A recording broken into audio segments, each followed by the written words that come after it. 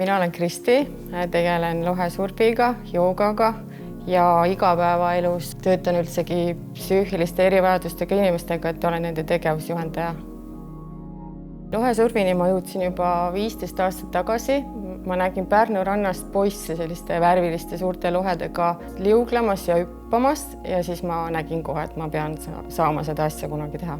No lohesurfi juures on kõige ägedam see, et sul ei ole kunagi ükski kord, kui sa lähed sõitma ühesugune.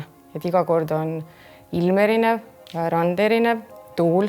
Kõik see võib olla, päike võib paista ja ilm võib olla super ilus sellise tavalise inimese jaoks ka, aga teinekord veel ägedam on, et kui sajab paduvihma ja puhub tuul mingi 15 meetrit sekundis. Tegelikult ma ei vaata isegi hommikul esimese asjana tuuleprognoosima, et vaatan tavaliselt juba eelmisel õhtul, et millal siis tuult lubatakse, kui palju lubatakse ja siis selle järgi ma siis teen oma plaane, kuhu ma lähen sõitma, millal ma lähen sõitma ja hoian siis kogu aeg nagu hinge kinni, et see ei oleks minu tööpäev.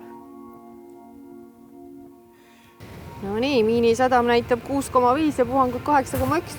Midagi head ei ole, aga sõita tahaks. Ma pumpan nüüd kõigepealt lohe täis, siis panen liinid külge. Kuna tuul on nõrk, siis ma võtan täna üsna suure lohe, see on 12 ruutmeetrit, et peaks mind selle 6–8 meetriga vedama ka. Et praegu ma panen lohele liinid külge, sellepärast et ma hakkan teda juhtima poomi ja liinide abil. Liinid ma panen ise alati külge, sellepärast et see on oluline, kuidas nad ühendada, muidu see lohe võib olla kontrollimatu. See on nagu langevarjuridki, et igaüks ise pakib oma varju.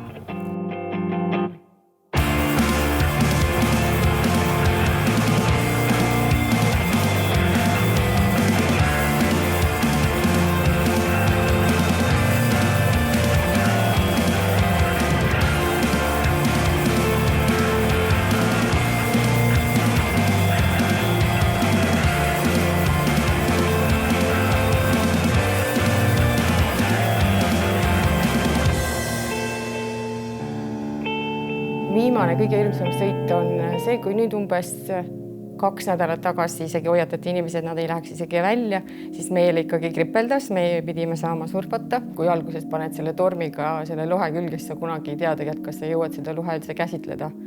Et siis see on hirmus, aga kui sa oled vees, siis see tunne on lihtsalt nii mega, et seepärast me seda hirmu ületame kogu aeg. Kui ma selle lohesurfi juurde jõudsin, siis päris kiiresti ma sain aru, et ma tahaks sellega tegeleda palju rohkem, kui iga päeva töö kõrvalt saab.